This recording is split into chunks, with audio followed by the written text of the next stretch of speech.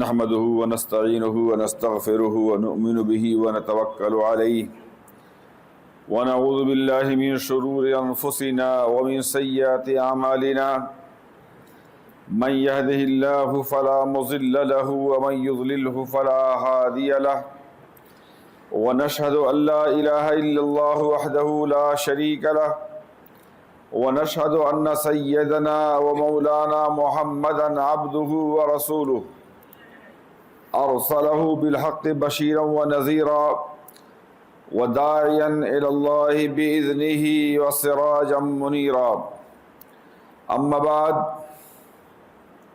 فأعوذ بالله من الشيطان الرجيم بسم الله الرحمن الرحيم قالوا أجئتنا لتأفكنا عن آلهتنا فأتنا بما تعدنا إن كنت من الصادقين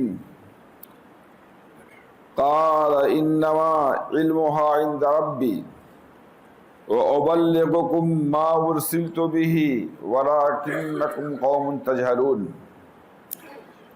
فلما رأوا عارضا مستقبل أوديتهم قالوا هذا عارض مستقبل أوديتنا بل هو ريح ما استعجلتم فيه ريح عذاب أليم بل هو ريح عذاب أليم تدمر كل شيء بأمر ربها فأصبحوا لا يرى إلا مساكنهم كذلك نجزي القوم المجرمين وقال تعالى ويصنع الفلك وكلما مر عليه ملأ من قومه سخروا منه قال إن تسخروا منا فإنا نسخر منكم كما تسخرون صدق اللہ العظیم۔ حضرات سامعین گرامی قدر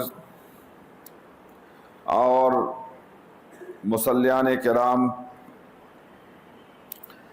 ابھی میں نے پچھلی قوموں میں سے دو قوموں کے اوپر اللہ کی طرف سے نازل کیے گئے عذاب سے متعلق دو آیتیں پڑھی ہیں، اور بھی بہت سی قوموں پہ اللہ کا عذاب آیا ہے۔ آج کی گفتگو کا مطلب اور اہم ترین موضوع جو ہوگا وہ اسی عذاب الہی اور ابتلا و آزمائش کے فرق کو سمجھنا ہے۔ قبل اس کے کہ ہم اپنی بات کریں، گزشتہ جمعہ کو جو بات عرض کی گئی تھی کہ کسی کی مصیبتوں پر ہم کو خوش ہونے کا اور جشن منانے کا اور انجوائے کرنے کا حق نہیں ہے، کہ ہم اس لائق نہیں ہیں کہ عمل کے بغیر صرف خوشیاں ہی خوشیاں منائیں۔ تو اس دن جمعہ کے دن شام میں جوہا پورا کے ایک ہمارے بہت ہی پرانے نمازی ہیں، نماز پڑھتے ہیں، جمعہ میں شریک رہتے ہیں، ان کی دکان بھی ہے جوہا پورا میں، دینی کتابوں کی، اسلامی جو چیزیں ہیں، مصلی تسبیح وغیرہ۔ انہوں نے ایک بات کہی اور مجھے بہت پسند آئی اور میں نے ان کا شکریہ ادا کیا۔ انہوں نے یہ کہا کہ مولانا بلا شبہ ہم تو اس لائق نہیں ہیں، ہمارے اعمال اس لائق نہیں ہیں کہ دنیا میں ہماری مخالف اور مسلمان قوموں کی دشمن کو اگر کوئی مصیبت پہنچے تو ہم خوشی منائیں، بلا شبہ ہمارے اعمال تو اس لائق نہیں ہیں۔ لیکن امریکہ کا جو دردناک منظر ہے، عذاب الہی ہے، اور آگ کا جو لمبا سلسلہ چل رہا ہے، میرے خیال میں، ان کا کہنا ہے میرے خیال میں، کہ غزہ والوں کو تو جشن منانے کا حق ہے ہی۔ میں نے کہا بڑی شاندار بات کہی آپ نے، ہم نہیں کہتے کہ ہم کو حق پہنچتا ہے، لیکن جس پورے وطن کو اہل وطن سے نکال باہر کیا، اور اس میں اسرائیل تو برائے نام ہے، سارے لوگ کہتے ہیں لکھنے والے کہ یہ برطانیہ اور امریکہ کی ناجائز اولاد ہے، بہت سے کہتے ہیں کہ امریکہ کی حرامی اولاد ہے اسرائیل، وہ خود براہ راست کوئی وجود نہیں اس کا۔ اور اللہ نے جو فرما دیا ہے کہ اس قوم کو کبھی بھی با اختیار سلطنت حاصل نہیں ہوگی تو ہمارے بہت سے لوگوں کو یہ اعتراض ہوتا ہے کہ کس طرح حاصل نہیں ہوگی، یہ پوری دنیا میں دندناتا پھر رہا ہے اور جو چاہتا ہے کرتا ہے بلا شبہ، لیکن حقیقت یہی ہے کہ امریکہ کی مرضی کے بغیر نہ وہ اٹھ سکتا ہے نہ بیٹھ سکتا ہے۔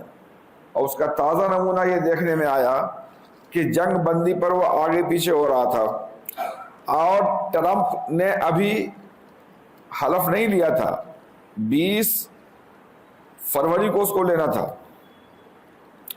تو اس نے اپنا نمائندہ بھیجا، وہ راشٹرپتی وہاں امریکہ کا چنا بھی نہیں گیا تھا، اس نے اسرائیل میں اپنا نمائندہ بھیجا بات کرنے کے لیے۔ تو ان لوگوں نے ٹالنا چاہا اس کے نمائندے سے کہ آج موقع نہیں ہے وزیر اعظم کو نیتن یاہو کو، نیتن یاہو تو بولتے ہیں لیکن ہم نے عربی اخبارات میں نتن یاہو پڑھا، نتن کے معنی بدبو کہتے ہیں، لوگ تو نیتن کہتے ہیں لیکن ہم بھی اس دن سے نتن کہتے ہیں، نتن یاہو۔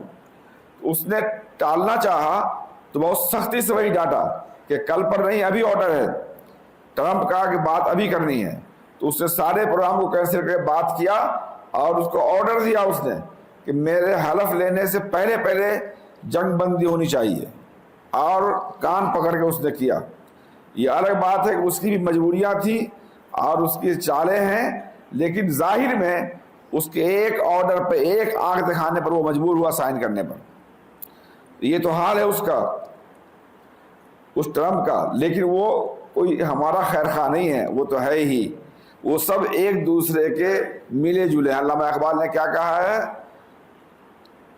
کہ تیری دوا نہ جنیوا میں ہے نہ لندن میں، یہ جہاں اقوام متحدہ ہے جنیوا، تیری دوا نہ جنیوا میں ہے نہ لندن میں، فرنگ کی رگے جاں پنجہ یہود میں ہے۔ یہ یہودیوں کے شکنجے میں انگریز ہے اور انگریز اس کے بغیر چل نہیں سکتا یہودیوں کے بغیر، دونوں ایک دوسرے کے ساتھ لازم ملزوم ہیں۔ لہذا یہ جو صورتحال ہوئی تو امریکہ براہ راست ملوث ہے اس میں، لہذا غزے والے کو بلا شبہ اپنے بدترین ظالم جس نے کئی لاکھ ٹن ہتھیار اس کو فراہم کیے اور پورے غزہ کو نیست و نابود کروایا، امریکہ، تو ہمارے ان محترم نمازی کا یہ کہنا بالکل درست ہے کہ ہم چاہے جشن میں نہ ڈوبیں لیکن غزے والوں کو تو جشن میں ڈوبنے کا حق حاصل ہے۔ میں نے کہا بالکل ہے، اور کیوں نہ ہو ان کو، کہ ان کے پورے وجود کو جب سے یہ ملک بنائے ہی اسی لیے ہے، امریکہ کا وجود ہی ہے دوسروں کے زمین پہ قبضہ کرنا، اس مقصد کے لیے وہ بنایا ہی گیا ہے، وہ کیوں نہیں کرے گا۔ اور اس کے باوجود آپ حضرات نے دیکھا ہوگا کہ کس طریقے سے اپنے وطن کی یاد میں لوگ جوک در جوک اپنے کیمپوں کو خالی کر کے، جہاں 1.5 سال سے گزار رہے تھے ساؤتھ غزہ میں، ساؤتھ غزہ کا بارڈر ملا ہوا ہے دوسری طرف اور نارتھ غزہ کا بارڈر ملا ہوا اسرائیل سے۔ ساؤتھ غزہ وہ نارتھ اور ساؤتھ میں تقسیم ہے، تو ساؤتھ غزہ کا علاقہ مصر سے ملا ہوا ہے اور نارتھ کا علاقہ اسرائیل کے قریب ہے۔ تو اسرائیل نے یہی چاہا تھا نا لڑائی سے پہلے، لڑائی کے دوران کہ یہ سب خالی کر دے، چنانچہ بمباری کر کے بیت لاہیہ ہے، جنین ہے، جتنے سب علاقے سے ہمیں سب کو خالی کر کے برباد کر دیا۔ لیکن اس کے باوجود جیسے کروسیم پھاٹک کھلا ہے تو لوگوں نے دیکھا کہ 2 گھنٹے میں یہ معلوم ہونے کے بعد اہل غزہ کو کہ وہاں ہمارے لیے کوئی سائبان نہیں ہے، ایک ٹینٹ بھی نہیں ہے، ایک تمبو بھی نہیں ہے، خیمہ بھی نہیں ہے، لیکن اپنے وطن کی محبت اور غزے کی سرزمین سے الفت کے نتیجے میں بالکل مردانہ وار، کیا بوڑھے، کیا بچے، کیا جوان اور کیا مرد، کیا عورت خوشی کے مارے جشن مناتے ہوئے یہ سمجھ کر کے کہ ہم کو کھنڈر پری اور آسمان کے چھت کے نیچے اور ٹھنڈک میں، یہ ہمارے یہاں کی جو ٹھنڈک ہوتی ہے وہ ٹھنڈک وہاں کے مقابلے میں کچھ نہیں ہے۔ بہت پہلے، آج سے 1100 سال پہلے، دیوان متنبی ایک کتاب ہے عربی ادب کی، اس میں شاعر نے اسی علاقے کے ٹھنڈک کا ذکر کیا ہے، وَعِقَابُ لُبْنَانٍ وَكَيْفَ بِقَطْعِهَا وَهُوَ الشِّتَاءُ وَسَيْفُهُنَّ شِتَاءُ، میں لبنان کی گھاٹیوں کیسے پار کر رہا ہوں حالانکہ یہ جاڑے کا زمانہ ہے، جبکہ لبنان کے علاقے کی گرمی بھی زیادہ رہتی ہے، جو عین مئی جون کا مہینہ رہتا ہے اس میں بھی وہاں ٹھنڈک پڑتی ہے۔ یہ پتہ ہے کہ جنوری یا دسمبر ہے اور فروری ہے، ٹھنڈ میں مر جائیں گے، لیکن اسی میں رہنا ہے، اسی کھنڈر پر رات گزارنا ہے۔ یہ لوگ اپنے زمین کی محبت میں چل پڑے۔ اب ایک شوشہ ٹرمپ صاحب نے نکالا ہے کہ غزہ والوں کو چاہیے کہ اس کو خالی کر کے دوسری جگہ چلے جائیں، لیکن یہ لوگ سمجھتے ہیں کہ یہ ایک بہانہ ہے کہ نئی تعمیر کریں گے، اور اس جگہ کو خالی کرنے میں جو پریشانیاں ہوگی تو بہتر ہے کہ ان لوگوں کو بسا دیا جائے، مصر میں بسا دیا جائے، جارڈن میں۔ یہ لوگوں نے نہ کہہ دیا، ہم اسی زمین پر، ہم اسی زمین کے خاک سے یہی خاک اپنی ملائیں گے، یہ اعلان کر دیا انہوں نے۔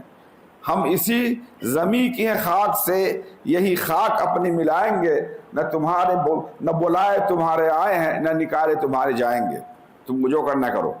لہذا ان لوگوں نے بھی کہہ دیا، جارڈن والوں نے بھی کہہ دیا کہ ہم وہ لوگ وہیں رہیں گے، چاہے کھنڈر ہو، چاہے صفائی کے نام پہ اور تعمیر نو کے نام پر اور کنسٹرکشن کے نام پہ تم جتنے بہانے کرو۔ ٹرمپ سے منہ کو صاف کہہ دیا کہ یہ حق نہیں ہوگا۔ ہم کو ایسے موقع پر ٹرمپ نے یہ کہا کہ میں چاہتا ہوں کہ اچھی طرح کھنڈرات کو، ملبے کو ہٹا کر کے تب نئی تعمیرات کر دیں، اس کے بعد دیں ان لوگوں کو رہنے کا۔ تو کسی شاعر نے ایسی موقع کے لیے کہا تھا، جفا کرتے بھی ہو عذر جفا لائے بھی جاتے ہو، یعنی ایک طرف تو بم دے کر کے تمام غزے کی بلڈنگوں کو ختم کر دیا، ہزار کو شہید کر دیا، اب ان کے آنسو پوچھ رہا ہے کہ ہم تمہارے لیے صاف صفائی کروا کے نئی بلڈنگ بنانے جا رہے ہیں۔ اسی کو کہا شاعر نے، جفا کرتے بھی ہو عذر جفا لائے بھی جاتے ہو، لہو پیتے بھی جاتے ہو، ستم ڈھائے بھی جاتے ہو۔ مزہ یہ ہے لیے بھی جا رہے ہو جانب مقتل، تسلی بھی دیے جاتے ہو، بہلائے بھی جاتے ہو۔ یہ دوسروں کو تسلی دینا، اتنی محبت ہے ان کو اس سرزمین سے، روئے زمین پر آج پوری کائنات کے اندر جتنا غزے کے نوجوانوں کو، غزے والوں کو اپنے وطن کی مٹی سے محبت ہے۔ میں نے وہ منظر دیکھے ہیں جو الجزیرہ پر، العربی چینل پہ آ رہے چھوٹے چھوٹے کلپ، تو ہجرت کر کے لوگ اپنے خچر کی گاڑیوں پر پیدل، تو ایک بوڑھے کو دیکھا کہ جیسے غزہ، نارتھ غزہ میں انٹری کیا ہے، وہ اچھل کر کے وہ اس کے نیچے مٹی پہ گیا اور دونوں ہاتھ سے غزہ کے ریت کو اٹھایا اور دیر تک اس کو ایسے ایسے ملتا رہا، منہ پر ملتا رہا، جیسے ہم پاؤڈر اور فیشن کی چیزیں لگاتے ہیں اس طرح دیر تک اپنے چہرے پر ملتا رہا کہ واہ رے میرا غزہ، مجھے اللہ نے دوبارہ یہاں پہنچا دیا۔ اور ایسے ایمان و یقین کے تابندہ نقوش دیکھنے کو ملے ہیں۔ ایک خاتون بہت ہی مسکراتے چہرے سے بول رہی ہے انٹرویو لینے والے کو کہ لقد فقط تو 200 من افراد عائلتی، میں نے اس لڑائی میں تقریباً اپنے پورے خاندان کے 200 آدمی کو گم کیا ہے، یعنی ہمارے 200 آدمی مارے گئے ہیں، تب بھی عورت زندہ ہے، کہہ رہا کچھ بھی ہو ہم کو تو ہماری زمین سے محبت ہے۔ یہ سارے منظر ہیں، لہذا اس جعلی اور بہادر قوم کو جتنا بھی حق ہے کم ہے کہ وہ اس منظر کو دیکھیں اور اپنے لیے تسلی کا سامان فراہم کریں۔ میرے دوست بزرگوں، ہمارے لیے ضروری ہے کہ ان کے حق میں جو بھی دعائے خیر کر سکے کرتے رہیں۔ اور رات تو ایک اور حادثہ ہو گیا، بہت خطرناک ہو گیا کل، میں اگر یہ کہوں مسجد میں کہ میں پوری رات نہیں سویا ہوں، تقریباً بے چین رہا بستر پر کہ جتنے بڑے بڑے ٹاپ کے لیڈر تھے، اس میں یحییٰ سنوار ہوں، اسماعیل ہانیہ ہوں اور آرونی ہوں، دوسرے ہوں، تو کل شام میں جو سب سے بڑے ٹیکنیکل ذمہ دار تھے، اس کے قائد تھے محمد الزیف، اس کو شہید کر دیا کل۔ لیکن وہ لوگ، وہ جعلی قوم ان تمام چیزوں کو خاطر میں نہیں لاتی ہے کہ کچھ ہے لیکن ہم کو اپنے مشن میں لگا رکھنا ہے۔ تو اللہ تعالیٰ اس کے عزم و ہمت سے ہمیں بھی کچھ حوصلہ لینے کی توفیق عطا فرمائے۔ تھوڑے بہت حالات سے ہم گھبرا نہ جائیں اور جو اپنا مقصد ہے اس مقصد پہ ڈٹے رہیں، اللہ ہمیں خیر کی توفیق عطا فرمائے۔ ایک بات تو یہ، دوسری بات جیسے میں نے عرض کیا کہ قرآن پاک کی میں نے آیت تلاوت کی، ایک آیت میں قوم عاد نے حضرت ہود علیہ السلام سے یہ کہا ہے، قالو اجئتنا لتأفکنا عن آلہتنا، عاد کے لوگوں نے کہا ہود علیہ السلام سے، کیا آپ اسی لیے آئے ہیں تاکہ ہمارے بتوں سے ہمارا رشتہ کاٹ دیں. لتعفکنا عن آلہتنا فأتنا بما تعدنا ان کنت من الصادقین. تم جس عذاب کی دھمکی دیتے ہو وہ دھمکی لے آؤ, ہم کو کوئی ڈر نہیں ہے. تو حضرت ہود علیہ السلام نے کہا کہ ہمارے پاس اس کا کوئی علم نہیں ہے کہ ہم کب تم کو عذاب لائیں نہ لائیں, ہم تو تم کو ڈرانے کے لیے آئے ہیں, اللہ کا پیغام پہنچانے کے لیے آئے ہیں. تو تم کو اتنا پیغام دینا تھا, باقی عذاب ڈالنا نہ ڈالنا اللہ کے ہاتھ میں ہے. بہرحال وہ وقت آ گیا جب اللہ تعالیٰ نے ان پر عذاب مسلط کرنا چاہا, تو اس میں قرآن نے خود منظر پیش کیا ہے, گرمی کا زمانہ اور شدید. فلما رأوا عارضا مستقبل اودیتہم, جب انہوں نے دیکھا کہ ایک بادل ہے جو ان کی وادی کا رخ کر رہا ہے, قالوا ھذا عارض ممطرنا, وہ بول اٹھے کہ یہ بادل ابھی ہم کو بارش برسائے گا. اللہ نے کہہ دیا نہیں نہیں ایسا نہیں ہے, بل هو ما استعجلتم به ریح فیها عذاب علیم تدمر كل شيء بامر ربها فاصبحوا لا يرى الا مساکنهم كذلك نجزي القوم المجرمین. تو جب سب اکٹھے ہو گئے تو اللہ نے اوپر سے پتھروں کی بارش کر دی. جہاں بادل سے پانی برستا ہے وہاں بادل سے پتھر کی بارش ہوئی, اور پھر ایسی طوفان اور اتنی آندھی اور اس قدر اللہ کی طرف سے عذاب آیا کہ پوری قوم کو اٹھا اٹھا کے پٹکا اور وہ قوم برباد ہو گئی. تو اللہ کے عذاب کی ایک شکل تو یہ قرآن نے بتائی ہے. اس سے پہلے نوح علیہ السلام کو اللہ نے کہہ دیا کہ آپ کی قوم بھی بڑی سرکش ہو گئی ہے, یہ قابو میں آنے والی نہیں ہے, اور آپ نے دعا بھی کی ہے رب لا تذر علی الارض من الکافرین دیارا, اے اللہ کافر قوم میں سے کسی کو مت چھوڑیے. تو اللہ نے پہلے حکم دے دیا کہ آپ جو لوگ ایمان والے ہیں ان کے لیے کشتی بنائیے. قرآن نے اس کا منظر کھینچا ہے. وَيَصْنَعُ الْفُلْكَ, حضرت نوح علیہ السلام نگرانی میں کشتی بنوا رہے تھے, تو جب ان کی قوم نے دیکھا کہ نوح علیہ السلام یہ خشکی میں, یہاں پر نہ تو کوئی سمندر قریب میں ہے, نہ کوئی دریا ہے, نہ چھوٹا موٹا دریا بھی نہیں ہے, اور نہ سمندر ہے, نہ بارش کا زمانہ ہے, ایک کشتی بنا رہے ہیں. تو مذاق اڑاتے تھے, نوح علیہ السلام کا مذاق اڑاتے تھے. سخروا منہ, تو اللہ نے فرمایا نوح علیہ السلام کی زبانیں, قال ان تسخروا منا فإنا نسخر منکم کما تسخرون, اگر آپ تم ہمارا مذاق اڑاتے ہو تو ایک دن وہ آنے ہی والا ہے بہت جلد کہ ہم تمہارا مذاق اڑائیں گے. اور نتیجہ یہ ہے کہ اس کائنات کا, اس دنیا کا سب سے بڑا طوفان, پانی کا طوفان آیا, عذاب آیا کہ پوری قوم برباد ہو کے رہ گئی. اور بھی کئی قوموں کے عذاب ہیں, لیکن ان دو واقعات کے ذریعے مجھے یہ عرض کرنا ہے, ایک چیز کی وضاحت کرنی ہے کہ جب بھی کوئی قوم پر, جیسے امریکہ پہ لاس اینجلس پہ عذاب آیا, ہماری زبان پہ اللہ کا عذاب ہے, اور اللہ کا عذاب جب ہم نے طے کر لیا پھر ہم کو خوشک ہونے کا بھی حق ہے. تو یہ ذہن میں رکھنا چاہیے کہ اللہ کی طرف سے جو تکلیفیں آتی ہیں اور عذاب کی شکلیں ہوتی ہیں, اس کی دو شکلیں ہوتی ہیں. ایک تو واقعتاً عذاب جس کو کہہ سکتے ہیں کہ بعض دفعہ کلیئر جس کو کہہ سکتا ہے آدمی کہ وہ عذاب ہی ہے, اس کا سائنٹیفک اعتبار سے یا کوئی لاجک نہیں ہے اس کا کہ یہاں پر اس عذاب کو اللہ تعالیٰ ڈالتے. مثال کے طور پہ خشکی میں وہ کشتی بنا رہے ہیں اور آ گیا طوفان, ڈوب گئے سب لوگ. اسی طریقے سے بادل سے بارش کی جگہ پتھر کی بارش ہو رہی ہے. تو جس چیز کا کوئی عقلی جواب نہ ہو, کوئی سائنسی جواب نہ ہو, اور کچھ سمجھ میں نہیں آوے, پھر اللہ تعالیٰ اس کے ذریعے ہلاک کر ڈالے, وہ واقعتاً حقیقی معنی میں کہہ سکتے ہیں کہ وہ اللہ کا عذاب ہے.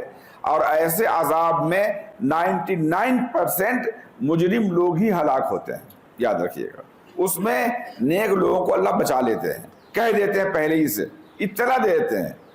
اس کے علاوہ جو دوسری شکلیں ہوتی ہیں میرے دوستو بزرگوں عذاب کی, ہم اس کو یہ نہیں گارنٹیڈ کہہ سکتے جہاں بھی دیکھیں کہ یہ اللہ کا عذاب ہے. جیسے بات چلی تھی پچھلے جمعہ, اس کو عذاب کہیں, آپ کہیں, بات یہ تھی کہ خوشی منانے کی بات ہوئی تھی, لیکن اس میں بھی کائنات کا ایک نظام چلتا رہتا ہے. یہ اللہ تعالیٰ کی مصلحت ہے, اس کی حکمت ہے کہ کہاں کیا ہو اور کس کے ساتھ کیا معاملہ کریں.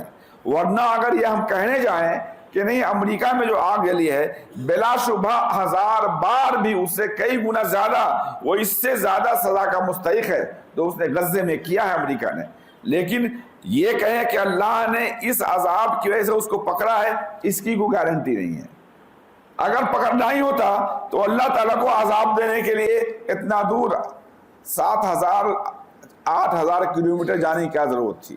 بغل میں تو اسرائیل ہی تھا نا، جہاں غزہ ہے اسی کے بارڈر پہ آگے اسرائیل ہے، وہیں اللہ تعالیٰ ڈال دیتے، سب کو عذاب ڈال دیتے۔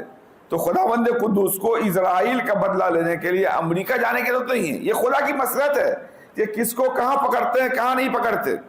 اس لیے آنکھ بند کر کے ہم یہ نہ کہہ دیں ہر چیز کو کہ یہ اللہ کا عذاب آیا ہے اور اس عذاب کے نتیجے میں یہ ہم جشن منائے۔ میرے دوست بزرگوں، اللہ کی حکمت ہے، خدا جانتے ہیں۔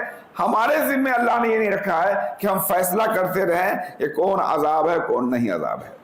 ہم علامات دیکھ کر، جیسے میں نے کہا کہ نوح علیہ السلام پہ آنے والا عذاب، کی قوم پر آنے والا عذاب، حضرت ہود علیہ السلام کی قوم پر آنے والا عذاب، حضرت صالح علیہ السلام کی قوم پر آنے والا عذاب، یہ یقیناً 100% عذاب ہے۔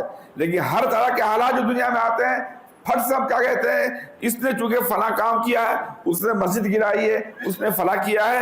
اس لیے بہت سے لوگوں نے کہا، فوٹو میں دیکھا ہوگا کہ لاس اینجلس میں ایک سفید قسم کی مسجد دکھتی ہے تو واٹس ایپ والے کو تو اپنا TRP بڑھانا ہے، تو دیکھو آگ کے درمیان مسجد سفید بچی ہوئی نظر آ رہی ہے۔ حالانکہ کئی لوگوں نے خبر دی کہ بہت ساری مسجدیں بھی جلی ہیں اس میں۔ ایسا نہیں ہے کہ وہ صرف مسجد کو چن چن کر کے بچا لیا ہے آگ نے، ایسا ہوتا نہیں ہے۔ اس لیے ہم ان تمام واقعات میں یہ کہیں کہ اللہ اس مصلحت کو، اس حکمت کو زیادہ جانتا ہے۔ ہمارے ذمہ تو یہ ہے کہ اللہ تعالیٰ کی پکڑ سے اپنے آپ کو ہم بچاتے رہیں اور اللہ سے مانگتے رہیں۔ ورنہ اگر یہی بات ہے تو حضرت عمر ابن خطاب رضی اللہ تعالیٰ عنہ کے عہد میں اتنا خطرناک قحط پڑا تھا، اتنی خطرناک لوگوں کو غذائی قلت ہو گئی تھی۔ کتابوں میں لکھا ہے کہ حضرت عمر رضی اللہ تعالیٰ عنہ نے چور کے ہاتھ کاٹنے کی سزا کو وقتی طور پہ موقوف کر دیا تھا کہ یہاں تو کھانے کے لیے ترس رہے ہیں اور نہ جانے کتنے ہزار آدمی اس مبتلا ہوئے۔ تو حضرت عمر رضی اللہ تعالیٰ عنہ سے زیادہ عدالت اور انصاف پسند حکمراں اور وہ حکومت اس سے بڑھ کر کون ہو سکتی ہے؟ لیکن قحط کے ذریعے اللہ تعالیٰ نے زبردست آزمایا۔ اسی طریقے سے طاعون امواس، ایک وبا پھیلی تھی، 70,000 لوگ اس میں اچانک مر گئے، شہید ہو کہہ سکتے ہیں۔ تو اب آنکھ بند کر کے سب کو عذاب کہہ دیں، یہ اس کی سرٹیفکیٹ دینے کا ہمیں اختیار نہیں ہے۔ اس سے بڑھ کر آپ سب لوگوں کو یاد ہوگا، اپنی نگاہوں کے سامنے میں نے بھی دیکھا ہے کہ مینا میں جو ٹینٹ میں آگ لگی تھی، کتنی خطرناک آگ لگی تھی۔ ناگن کی طرح، سانپ کی طرح آگ ایسے گھومتی تھی، ایسے ایسے ایسے ایسے پکڑتی تھی، لوگ بھاگے جا رہے تھے۔ مولانا عمر صاحب پالنپوری کے صاحبزادے مولوی صہیب نے مجھے سے خود کہا کہ مولانا آگ جیسے دوڑا رہی ہے ہم کو، اور میں والد صاحب کو ویل چیئر پہ لیے دوڑا رہا ہوں، بھاگ رہا ہوں، اور خطرہ ہے کہ وہ آگ نگل دے گی ہم لوگوں کو۔ نہ جانے کتنے ہزاروں آدمیوں کو جلا کر خاک کر دیا مینا میں۔ والد صاحب نے یہ کہا کہ صہیب پانی اگر ہے کہیں تو جلدی مجھے وضو کراؤ۔ تو اسی دوڑتے دوڑتے وہ کہتے تھے کہ والد صاحب عمر صاحب پالنپوری کو میں نے وہ بسلیری کی بوتل سے جلدی سے جلدی وضو کرایا، اور وضو کر کے پاؤں بایاں دھلا کہ اس کے بعد دیکھا کہ آگ ٹھنڈی ہو گئی۔ تو یہ چیزیں آتی رہتی ہیں۔ اور ابھی تازہ ہی پچھلے کئی سال پہلے جو رمی جمرات کے موقع بھگدڑ مچی تھی، کتنے 100 آدمی مارے گئے تھے۔ ان تمام واقعات کو دیکھ کر کے آپ سب کو عذاب الہی نہیں کہیں گے، اس طرح کے واقعات آئندہ بھی ہوتے رہیں گے۔ لہذا اللہ کی مصلحت، اللہ کی حکمت، لیکن ان واقعات میں اللہ کی طرف آہوزاری کرنے کا ہمیں حکم دیا گیا ہے۔ رسول اللہ علیہ وسلم کی زندگی میں اسوہ ہے، نمونہ ہمارے لیے۔ لہذا روایتوں میں کیا آیا ہے کہ رسول اللہ جب بادل دیکھتے، کالا بادل آسمان پہ آیا اور لگتا ہے کہ گھٹا ٹوپ اندھیرا ہے، تو رسول اللہ کا چہرہ بگڑ جاتا تھا اور گھبرا جاتے تھے، اور کمرے میں جاتے تھے باہر آتے تھے، کمرے میں جاتے تھے باہر آتے تھے، اللہ سے پناہ مانگتے تھے۔ پھر جب بادل چھٹ جاتا تو آپ کو سکون ہو جاتا۔ یہ ہے ہمارے نمونہ کہ ہم حالات کو دیکھ کر کے، ہم کہیں حالات آ گئے، فلاں جگہ مر گئے، فلاں مصیبت آ گئی تو ہم جشن منائے، تو میں تو سمجھتا ہوں کہ اس جرم میں ہم بھی برابر کے شریک ہیں۔ اب امریکہ میں آگ لگ گئی ہے اور ہم خوشیاں یہاں منا رہے ہیں اور اپنے عمل میں تبدیلی نہیں لا رہے ہیں، اس کا مطلب یہ ہے کہ ہم بھی اسی کی طرح ہیں، ہم کو کوئی پڑی نہیں ہے۔ ہمارا طرز عمل یہ ہونا چاہیے کہ ہم اس میں غمزدہ ہوں کہ اللہ تعالیٰ نے ہم کو بچایا ہے اور ایک کسی کو مواخذہ کیا ہے، اللہ ہمیں ہمیشہ محفوظ رکھے اور اپنے دین پر باقی رکھے، ہم کو غیر کے راستے پر چلنے سے بچائے۔ اور سب سے آسان بات جو سمجھنے کی بات ہے، حضرت عائشہ رضی اللہ تعالی عنہا نے خود رسول اکرم صلی اللہ علیہ وسلم سے پوچھا کہ یا رسول اللہ، یہ تعاون جو آتا ہے، تعاون، پلیگ، بیماری، وبائی بیماری، یہ کیا اللہ کا عذاب ہے کیا؟ بہت سے لوگ مر جاتے ہیں۔ تو صلی اللہ علیہ وسلم نے فرمایا کہ تعاون بلا شبہ اللہ کا عذاب ہے، لیکن اہل ایمان کے لیے یہ رحمت بھی ہے۔ اہل ایمان کے لیے تعاون شہادت کا ذریعہ بھی ہے۔ اگر اس تعاون میں تکلیف مبتلا کرے اللہ تعالیٰ کسی اپنے نیک بندوں کو، اس سے گناہ معاف ہوں گے، اور اگر انتقال کر گئے تو اللہ اس کو شہادت کا درجہ دیں گے۔ اس کے برعکس کافروں کے لیے وہ کیا ہے؟ عذاب الہی ہے۔ لہذا اگر امریکہ ابھی بھی اپنے اندر تبدیلی نہیں کرتا ہے تو ہم گارنٹیڈ کہتے ہیں کہ اس عذاب سے وہ سبق نہیں لے رہا ہے۔ اور یاد رکھیے گا کہ سبق لینے والا مزاج باطل قوموں کا نہیں ہے۔ اگر سبق لینا شروع ہو جائے تو آنن فانن دنیا سے کفر، شرک اور ظلم و زیادتی ختم ہو جائے۔ اس کی ایک مثال دے کر اپنی بات ختم کرتا ہوں کہ حضرت صالح علیہ السلام کی قوم پر جب عذاب آنا شروع ہوا تو اللہ نے اطلاع کر دیا کہ اپنی قوم کو چوکنا کر دیے، بڑی زیادتیاں کی، اور اللہ نے جو اونٹنی پیدا کی تھی پہاڑ سے اس کو کاٹ ڈالا، اس کے کیا کیا ظلم و زیادتی کیا خود حضرت صالح علیہ السلام کے ساتھ۔ لیکن جب آخر میں انہوں نے اپنی کفر اور سرکشی کو نہیں باز آئے تو ان کو کہہ دیا گیا کہ دیکھو اب تمہارے لیے 3 دن بچا ہوا ہے، صرف 3 دن، 3 دن کے بعد تم کو عذاب اللہ کا گھیر لے گا۔ لہذا یہ بات کہی گئی ان کو بدھ کے دن۔ جمعرات کا دن آیا تو حضرت صالح علیہ السلام نے بتا دیا کہ دیکھو 3 دن میں پہلے دن تمہارا چہرہ پیلا ہو جائے گا۔ تو جب جمعرات کا دن ہوا تو پوری قوم سمود کا چہرہ پیلا ہو گیا۔ ہونا کیا چاہیے کہ یار اللہ کا عذاب تو آ گیا، صحیح کہا تھا، لیکن چلو یار دیکھ لیں، کچھ بھی نہیں، یہ سب بیکار باتیں ہیں، زیادہ ہوگا تو ان کو مزہ بھی چکھا دیں گے۔ تو جمعرات کو ان سب کا چہرہ پیلا ہو گیا۔ اب پھر یہ کہہ دیا گیا تھا کہ اس کے بعد جمعہ کے دن تم سب کا چہرہ سرخ ہو جائے گا۔ تو واقعتاً پوری قوم کا چہرہ سرخ ہو گیا، تمام تفسیر میں لکھا ہوا ہے یہ۔